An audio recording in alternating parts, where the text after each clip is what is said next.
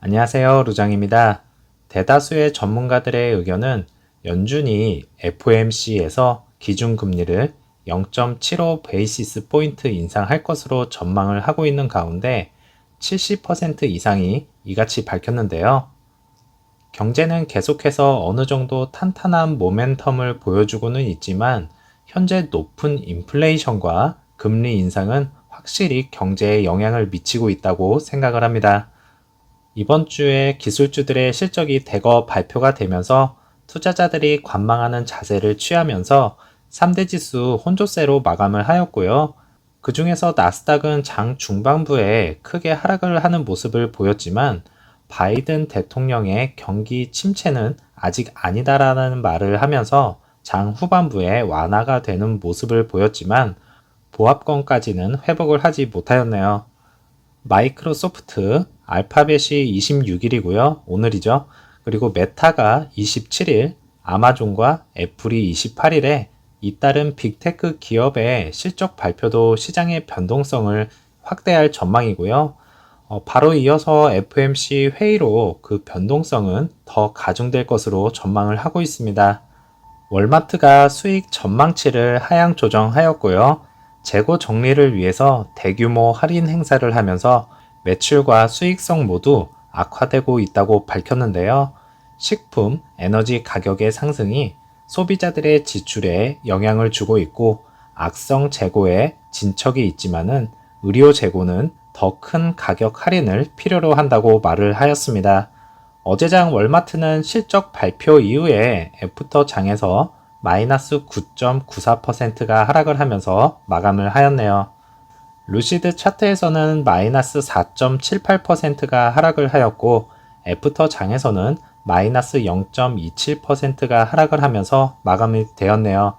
이 부분에서 치고 올라갔으면 좋았을 자리였지만 결국엔 기업들 실적 발표와 맞물려서 저점을 높여가는 단계까지 하락을 하는 것이 아닌가라는 생각을 하게 만들고 있고요. 라지 스케일의 대량 매도 포지션과 또다시 공매도의 공격으로 하락폭이 더 커졌고요. 정말 공매도 지긋지긋하네요. 장 초반부터 기대감을 싹 잊으라는 듯이 크게 하락을 하였고 장 마지막까지 그 흐름을 그대로 유지를 하면서 나스닥의 후반부의 반등을 따라가지 못하면서 마감이 되었습니다. 루시드가 공매도 박살을 내는 모습을 꼭 한번 보고 싶은 마음이 너무 간절한 요즘입니다. 어제 장 고생 많으셨습니다.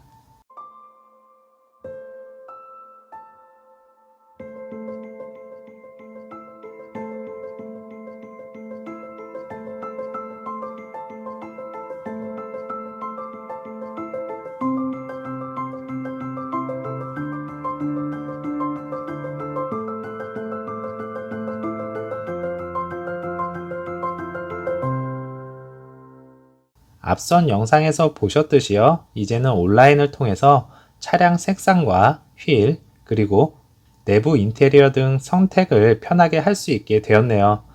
이렇게 보니까 빠르게 색상을 대조할 수 있고 원하는 컬러를 마음껏 볼 수 있는 장점이 있는 것 같습니다. 어제 영상에서 말씀드린 일렉트릭파이 엑스포에서 루시드를 보신 분의 간단한 리뷰가 트윗에 올라왔고요. 루시드와 BMW를 둘러보면서 BMW 부스에 가서 프렁크 공간이 얼마나 되냐고 물었더니 프렁크가 없다. 그 이유는 일렉트릭 모터를 넣는 곳이다 라고 말을 하면서 어이가 없는 표정으로 답변을 하였네요. 현재까지 리뷰들을 살펴본 결과 트렁크 부분에서는 사람들의 반응은 그렇게 차이가 나지 않은 트렁크로 인해서 놀라지 않은 모습이었지만은 트렁크 부분은 사람들의 폭발적인 관심을 받으면서 또 한 번의 루시드의 기술력에 놀라는 모습이 자주 연출이 되곤 하고요. 기술력도 뛰어나고 타사 대비 공간 활용 능력은 최고 수준이라 생각이 드네요. 1밀리언 마일 달성을 한 테슬라 오너가 루시드 에어를 주문을 하고 새로운 주차 공간을 마련을 하는 모습을 볼 수 있었는데요. 이분을 자세히 보니까요. 이전에 독일인이 바라본 루시드 에어라는 리뷰를 하셨던 분 같고요. 결국에는 새로운 차량으로 루시드 에어를 선택을 하였고 홈 차징 스테이션을 들고 환하게 웃고 있는 모습이고요. 왜 테슬라 모델 S에서 루시드로 갈아타는지 한번 살펴보겠습니다. 모델 S의 결함으로 피곤함을 느꼈다 하고 있고요. 2014년부터 2022년 6월까지 1밀리언 마일, 대략 이제 16만 9천 킬로를 운전을 하였다고 했는데, 사실 이 정도면 많이 운전도 했거니와 차량을 교체를 해도 되는 시기가 아닌가라는 생각을 갖고 있는데요. 이제 여기서 제일 많이 교체한 것은 후방 모니터를 9번이나 교체를 하였고요.